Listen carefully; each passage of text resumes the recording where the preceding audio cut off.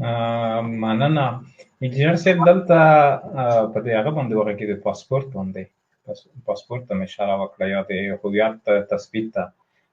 تذکره خو صحیح ده، کېدای شي چې سړی وړاندې کړي، ورته وارې کړي، ولې پاسپورت رښتیا هم د ډېرو سره به تشویش پیدا کېږي چې که پاسپورت ورته ورکړم نو ډایرکټ مې افغانستان ته په همدې پاسپورت باندې لیږي. ځکه چې ډیپورت معمولا چې ترسره کېږي هغه باید پاسپورت ولري، یعنې د هغوی هویت هغه ثابت وي. په تذکره باندې کېدای شي یوازې د دوی قناعت وشي او داسې هویت خو نشي ثابتولی که نه چې انټرنیشنل هویت دوی ثابت کړي په دې تذکره باندې. معمولا لکه مخکې مې چې وویل د افغانستان ته د ډیپورت لپاره نورو هیوادونو ته ممکن قوانین بل ډول وي، په افغانستان ته د ډیپورت لپاره پاسپورت ته ضرورت نشته. ماغه د سفارت سره یو تړون شوی دی، هغوی یو استازی لري چې هغه ورځي او کس سره ګوري، ویني، خبرې ورسره کوي. اوس موږ تاسو خپل ټول افغانان یو بل سره پیژنو، چې دوی خبرې وکړي سړی پوهېږي چې دا د کوم ځای دی، لږ تر لږه دومره پوهېږي چې افغان دی که نه.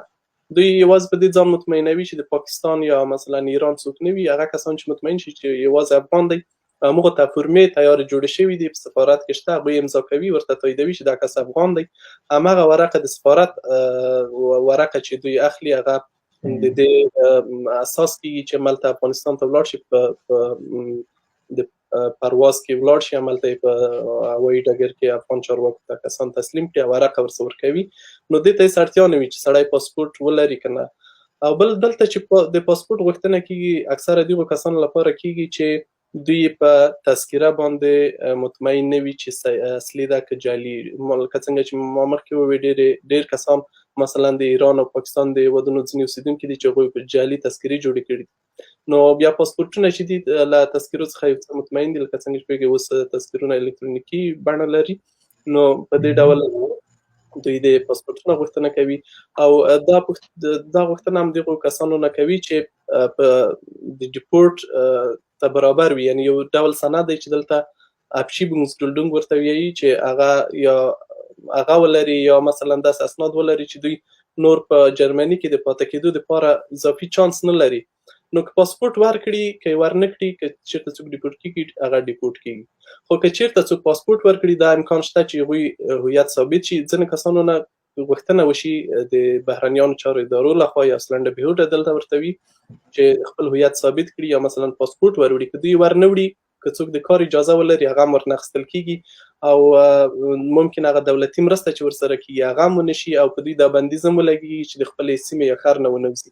خو که چېرته پاسپورټونه ور وړي، دوی که چېرته مطمئن شي چې دا کس رښتیا هم افغان دی او خپل هویت په ثابتولو کې مشکل نه جوړوي او غواړي له دولت سره همکاري ولري، نو دغو دپاره بیا دا امکان شته دی چې په جرمني کې نور هم پاتې شي. بیا ممکن دوی د کار په وسیله دلته د استوګنې یا پاتې کېدلو اجازه ترلاسه کړي، یا د اوسبیلډونګ حرفوي یا حرفوي زده کړو په وسیله دلته بیا د پاتې کېدلو چانسونه ورته ډېرېږي.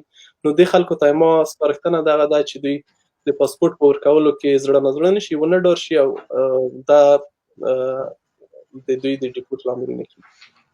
خو په لومړي سر کې صحیح دی چې کېدای شي چې دوی پاسپورټ که ورسره وي هغه ورکړي، ولې د ځینو سره دا اندېښنه ده چې که چیرې دوی نوی پاسپورټ ورته جوړ کړي، دوی اوس جرمني کې کوم سفارت ته لاړ شي، د افغان سفارت ته یا کنسلګرۍ ته لاړ شي، دا د دوی هغه کیس چې جوړ کړی یا کوم مشکل په اساس باندې چې دوی ادعا کړې ده هغه منفي خو د دوی خپله باندې کوي، ثابتوي چې منفي دی یا که نه.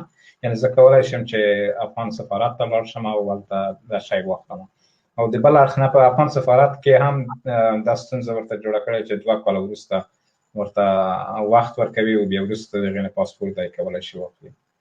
نو دا خو مشکل دغه دی چې اصلا د جرمني چارواکي دغو چا نه د پاسپورټ غوښتنه نه کوي چې هغوی د پناه غوښتنه یې قبوله شي یا قبلیږي.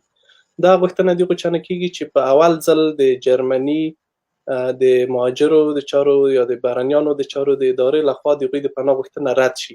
کله چې غوښتنه رد شي، دوی خلک کولی شي بیا د جرمني ادارې محکمې ته اعتراض وکړي چې زما غوښتنه په ناحقه ډول رد شوې ده، یعنې زه مستحق یم چې دلته پناه واخلم. نو محکمه بیا فیصله کوي چې دوی ته بیا رښتیا هم دا فیصله غلطه شوې که سمه.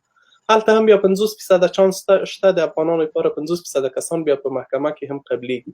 خو که چیرته د محکمې نه هم رد شي نو د دوی کیس دوسیه چې دغه بسته کیږي، بیا د دغو کسانو نه د پاسپورت غوښتنه کیږي. تر هغه وخته چې څو محکمې فیصله نه کړي د چا نه د پاسپورت غوښتنه نه کیږي، او وروسته دغه نه چې پاسپورت غوښتنه کیږي دا بیا په کیس تاثیر نه لري، نو دوی که سفارت ته ورشي هم هیڅ مهمه نه ګڼل کیږي.